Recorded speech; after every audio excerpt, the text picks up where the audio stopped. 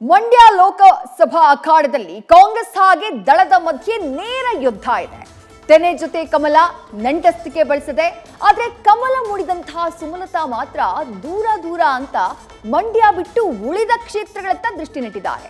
ಆದ್ರೆ ಕಾಂಗ್ರೆಸ್ ಪರ ತಮ್ಮ ದತ್ತು ಪುತ್ರ ದರ್ಶನ್ರನ್ನ ಛೂ ಬಿಟ್ರ ಅನ್ನುವ ಅನುಮಾನ ಕ್ಷೇತ್ರದಾದ್ಯಂತ ಹಬ್ಬಿದೆ. ಅದು ಅವರ ವೈಯಕ್ತಿಕ ಅಂತ ಸ್ವಾಭಿಮಾನಿ ಉತ್ತರವನ್ನ ಕೊಟ್ಟರೂ ಕೂಡ ರಾಜಕೀಯ ಕಣ್ಣುಗಳು ಅದನ್ನ ನಂಬೋಕೆ ಸಿದ್ಧ ಇಲ್ಲ.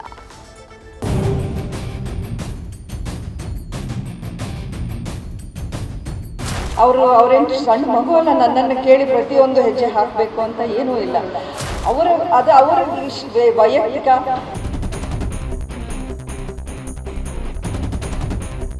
ಬಿಜೆಪಿಯ ನಾಯಕರು ಎಲ್ಲೆಲ್ಲಿ ಹೋಗ್ಲಿಕ್ಕೆ ಹೇಳ್ತಾರೆ ಅಲ್ಲಿ ಪ್ರಚಾರಕ್ಕೆ ಹೋಗ್ತೀರಿ ಅಂತ ಹೇಳಿದ್ದಾರೆ. ಬಹುಶಃ ಇನ್ನು 3 ದಿವಸ ಇದೆಯಲ್ಲ, ನೋಡೋಣ. ಕೋಆರ್ಡಿನೇಟ್ ಪ್ಲಾನ್ ಮಾಡಿ ಯಾವಾಗ ನನಗೆ ಹೇಳ್ತಾರೆ ಅವಾಗ ಮಂಡ್ಯಕ್ಕೆ ನಾನು ಹೋಗ್ತೀನಿ. ನಾನು ಬಿಜೆಪಿಯ ಮೈತ್ರಿ ಪಕ್ಷದ ಅಭ್ಯರ್ಥಿ ಇದ್ದೇನೆ, ಅದರಿಂದ ಅವ್ರ ಸಹಕಾರ ಇರುತ್ತೆ. ನನಗೆ ಯಾವ ರೀತಿ ಪ್ಲಾನ್ ಶೆಡ್ಯೂಲ್ ಅವ್ರ ಪಾರ್ಟಿ ವತಿಯಿಂದ ಕೊಡ್ತಿದ್ದಾರೆ ಅಲ್ಲೆಲ್ಲ ನಾನು ಹೋಗ್ತಾ ಇದ್ದೀನಿ.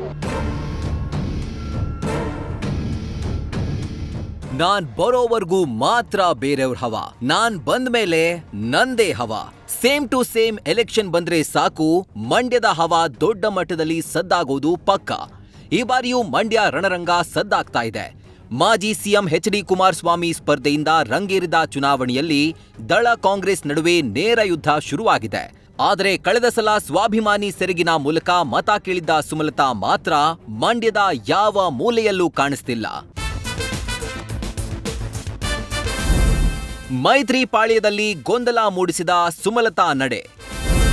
ಸಂಸದೆ ನಡೆ ಬಗ್ಗೆ ರಾಜ್ಯ ಬಿಜೆಪಿ ಗಮನಕ್ಕೆ ತಂದ ಜೆಡಿಎಸ್.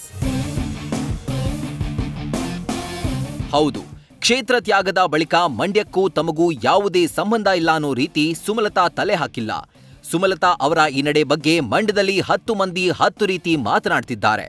ಅದರಲ್ಲೂ ಜೆಡಿಎಸ್ ನಾಯಕರಲ್ಲಿ ಬೇಸರ ಮಡುಗಟ್ಟಿದೆ. ಆಯ್ತು, ತಮ್ಮಷ್ಟಕ್ಕೆ ತಾವು ಸುಮ್ಮನಿದ್ರೆ ಓಕೆ. ಸುಮಲತಾ ಆಪ್ತ ನಟ ದರ್ಶನ್ ಮಂಡ್ಯದಲ್ಲಿ ಕಾಂಗ್ರೆಸ್ ಪ್ರಚಾರ ಯಾಕೆ ಅನ್ನೋ ಸಿಟ್ಟಿನ ಅನುಮಾನ ಹುಟ್ಟಿದೆ. ಮಂಡ್ಯದಲ್ಲಿ ಕುಮಾರಸ್ವಾಮಿ ಸ್ಪರ್ಧೆಗೆ ಸುಮಲತಾ ವಿರೋಧ ಇದ್ಯಾ? ಕುಮಾರಸ್ವಾಮಿ ಮೇಲೆ ಸುಮಲತಾಗೆ ಅಸಮಾಧಾನ ಕಡಿಮೆ ಆಗಿಲ್ವಾ?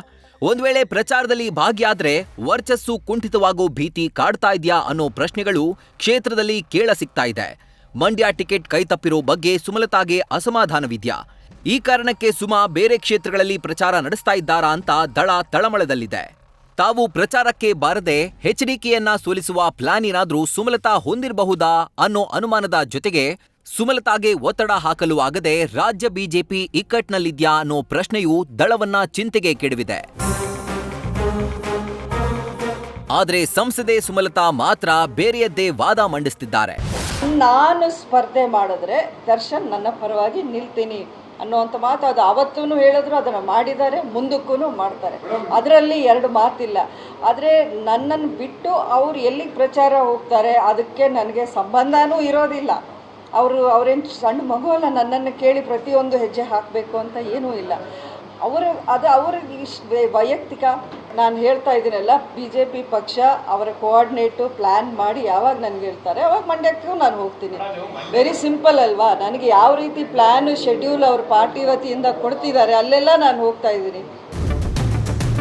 ಇನ್ನು ಮಾಜಿ ಸಿಎಂ ಕುಮಾರಸ್ವಾಮಿ ಇನ್ನೂ 3 ದಿನ ಇದೆ, ಪ್ರಚಾರ ಮಾಡಬಹುದು ಅನ್ನೋ ವಿಶ್ವಾಸದಲ್ಲಿದ್ದಾರೆ. ಬಿಜೆಪಿಯ ಸದಸ್ಯರಾಗಿ ಅವರೇನು ಬಿಜೆಪಿ ಪಕ್ಷಕ್ಕೆ ಸೇರಿದ್ದಾರೆ.